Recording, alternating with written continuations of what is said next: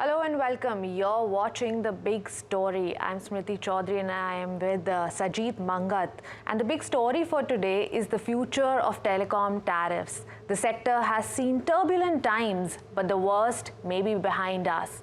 Telcos are likely to raise tariffs after the general elections. The question remains on the quantum of these hikes and how many hikes are we looking at? Well, Bharti Airtel CEO Gopal Vittal has stressed on the need for a tariff repair that the industry needs to be financially healthy. But recently, as part of its earning call, he called out the broken pricing architecture. He said that people who can afford to pay more do not do so due to availability of unlimited plans. Listen in. On the unlimited plans, I mean, I agree with you. I think I've mentioned this before. I think the architecture of pricing in India is quite broken because people who can afford to pay a lot more are paying a lot less simply because of these unlimited plans, which are like, effectively a one-size-fits-all plan. If you look at markets like Indonesia or Thailand or any of the markets in Asia, you'll find small, medium, large, extra large, and there's a pathway to upgradation. That unfortunately is not the case in India, but this is not something that that we can do alone.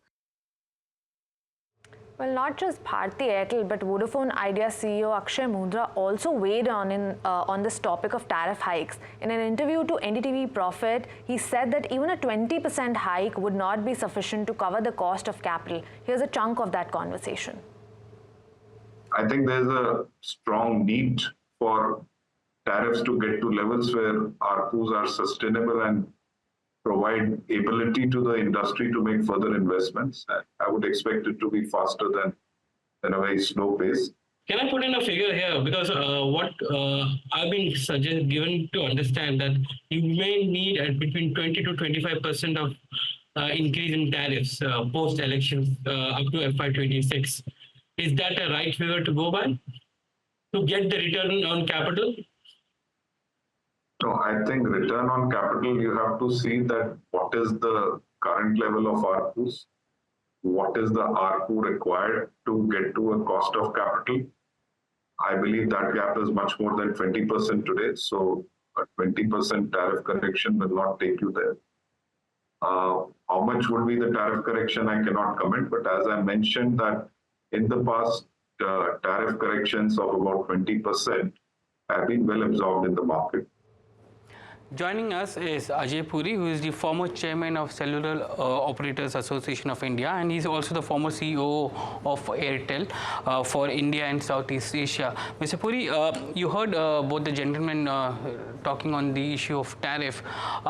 My first question to you, do you agree with the assessment that the tariffs need a repair? And secondly, what prevented companies from doing this repair? Hi, thank you very much for having you on your platform. Yeah, certainly tariffs needs repair. Indian tariffs current levels are not sustainable. And I think that's being voiced very often by most of the operators.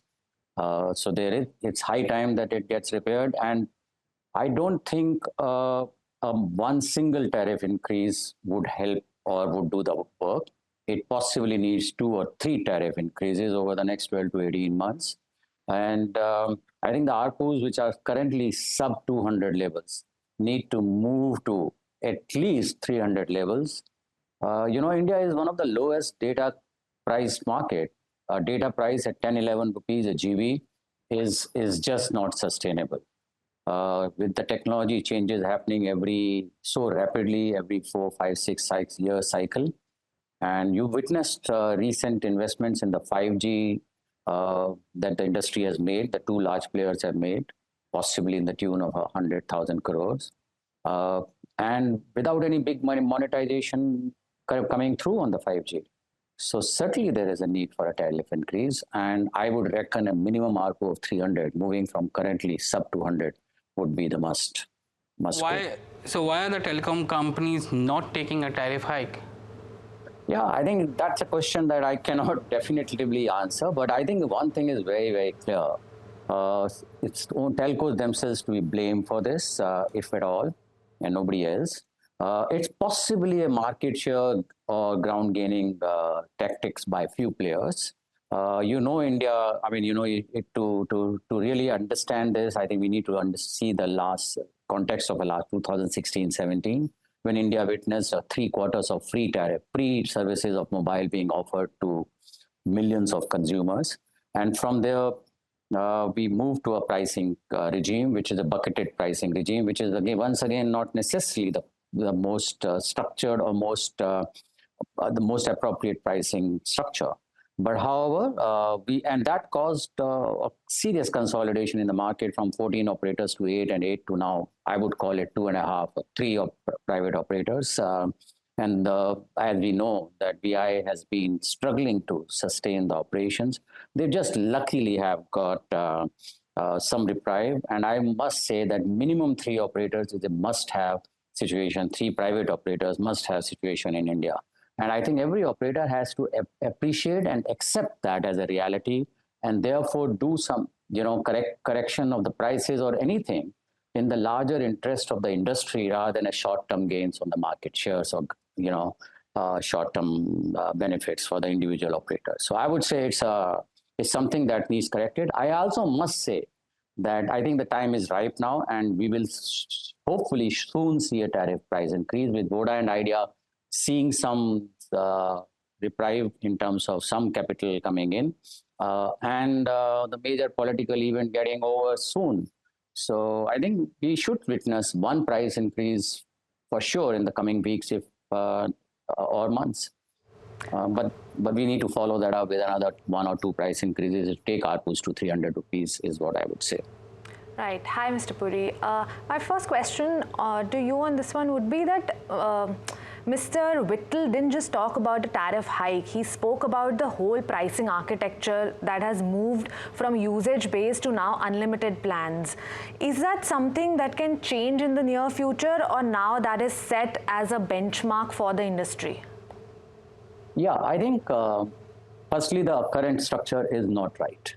I mean, because it subsidizes those who can afford it versus those who need lower tariffs.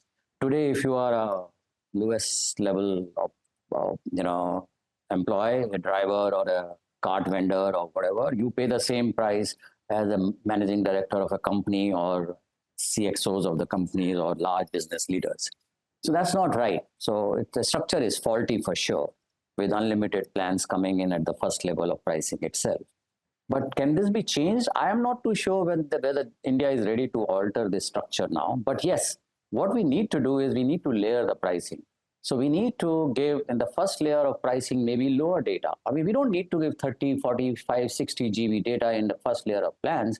It could be 5 GB data, 10 GB data, and then higher data plans can have a higher pricing. So you could layer the pricing ladder, which is today missing completely. And so therefore, rather than now going back to usage-based payment, I think what we need to structure the plans much better and sharper. I mean, today Indian consumers are consuming anywhere between 25 or 30 GB data per month. Not necessarily everything is productive. A lot of this data consumption is unproductive, I would call it, I dare call it. So can we rationalize this? Can we correct it for the larger good of the society, consumer, and the industry? I think answer is yes. So in terms of tariff hikes, we've seen 2 tariff hikes already. We're probably going to see 1 this year and then maybe 2 or 3 after that. What kind of tariff hikes do you feel can be absorbed by the consumers? Specifically, if you're talking about tariff hikes this year, then next year, in such a short span of time. If you look at the tariff hikes that happened earlier, one happened in December 2019, then in 21. So there was a gap of 2 years. But do you feel that gap is going to stay, or there are going to be multiple tariff hikes in just a couple of months? I don't think there was a major logic to the gaps. I think it was industry self-restraint for reasons other than the consumer. Right? Yeah, so I think consumer can absorb hikes. I mean, if you've seen across the industry, today telecom payment bills are such a small bill, 200 rupees, 250 rupees for the monthly bills. So they can easily move by at least 50%, if not more, over the next 12 to 18 months. And that's why I call it that maybe 2 or 3 price increases at the vicinity of 20-25%. If one is wary of taking a 50% increase at a go, then 2 to 3 increases on over the vicinity of 12 to 18 months could be a good idea. But certainly we need, see the ROC of 9% or 10%, single digit ROC for telecom industry, which is investing 100,000 crores, every 1 or 2 years and continuously investing, is not a sustainable ROC. I mean, it's almost closer to bank interest rate. Why would an investor invest in an industry with such low ROCs? So, and you've seen the third operator genuinely struggling with these kind of tariffs.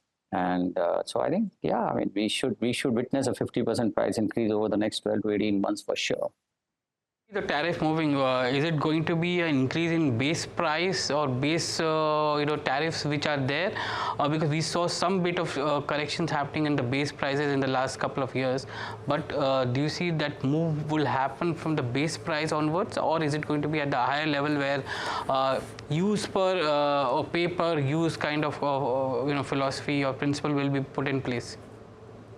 As I said, it would be, it's difficult to say now sitting outside that what would be the model of price increase, price correction. But I would see base prices correcting itself for sure. See, but can the price increases be higher at a higher end of the plans? Yes, it can be. Can there be some reduction in the data quota in the lower end of the plans? That's possibly a desire or desired. Will industry take that move? Not very sure. But I think from a lower price, absolute lower price increase at the lower end to a much higher price increase at the higher ends, reduce data at the lower plans could be a very good combination of approach. Change the habits of the consumer, Mr. Puri, because you have now put them on hook them to unlimited plans, unlimited data, and now we are talking about reducing data. So there would be a churn that comes in with this kind of disruption which telcos are trying to do. How do you change that habit of consumers? Will consumers be willing to easily move to that kind of pay-per-use kind of stuff? I'm not suggesting pay-per-use at all. I am just suggesting and continuing with the current standards or status, but just laddering the plans. A 15 GB plan a month is a very purposeful plan. We don't have to start with a 30 GB plan or a 45 GB plan. And therefore, you could have a ladder of the plans, and you could also increase prices across the table, but higher price increase at the higher end, and maybe little more more reasonable price increase at the lower end could be an approach that can be followed. Would there be a churn? Unlikely. Would there be some SIM consolidation? Possibly, yes. India has a fair amount of dual SIMing. Could there be a little more sub-SIM consolidation? Possibly, and that's a healthy thing. That's a good thing to happen in the industry. As long as we continue to encourage people to use data threads. But I don't think this will cause any churn or disruption in that context. The other point that I want to bring up here may not be, something not very related, but you see the industry is investing so much of money into the data infrastructure. And this is probably one of the biggest infrastructure industry in the country. And if we are to witness the growth across the GDP, across the portfolio, across the industries, this infrastructure industry must be kept healthy and sustained. And you just seen almost 100,000 crore worth investment coming in the 5G and the data capacity building in the last 18 months. Now, somebody has to participate in this cost structure. The biggest gainer of this investments are the large OTT players. 5 or 6 OTT players are gaining the most of these data pipes or data infrastructure or data highway, whatever you call it.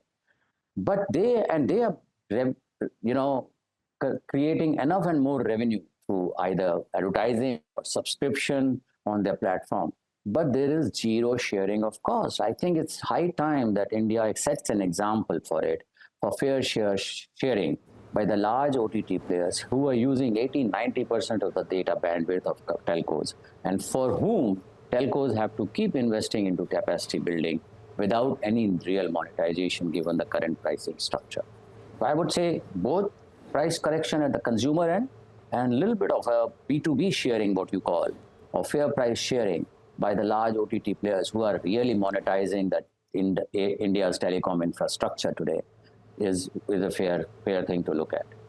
Mr. And Puri, all stakeholders should participate in this debate and should finally work towards it, I would say. And that will create a healthy telecom infrastructure pipeline. that's an interesting take, Mr. Puri. Thank you very much for joining us on NDTV Profit. After the break, we have Mr. Sanjay Kapoor joining us, who will give his take on where this tariff pricing is going to go forward. Thank you for joining us, Mr. Puri, today.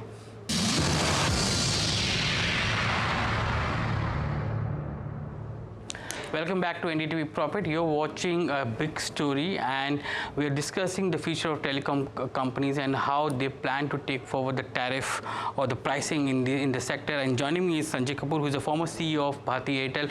Sanjay, we've been hearing both some of the big companies like Vodafone Idea, Airtel, all talking about the pricing structure being distorted or is broken.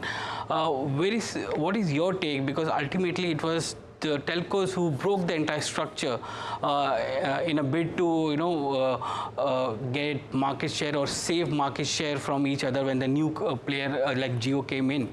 So where are we standing, and how do we take it back to a structure which is much more sustainable for the industry? So yes, the telecom tariff structure is complicated. It's complicated because there are too many plans. It's complicated because the market is divided between postpaid and prepaid is very dominant.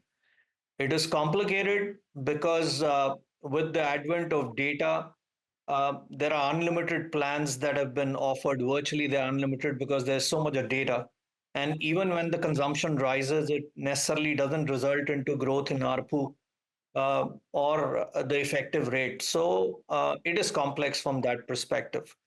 But we have to keep in mind that in the last few quarters, we have seen that the telecom operators, whether it's Jio or it's Airtel, their EBITDAs have been rising faster than probably their revenues. And that can only happen on two counts. Either your costs are coming down or your effective rates are going up or your ARPUs are going up.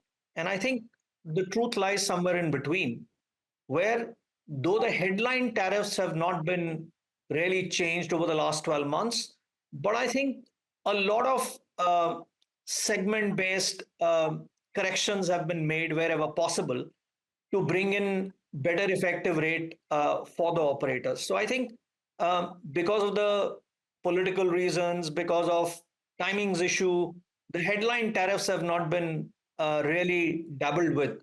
And also the fact that who can change prices in the market. So it can be either Jio or it can be Airtel, who are the market leaders. You don't expect Voda Idea to take the lead on changing tariffs. They might be doing something at a segmental level.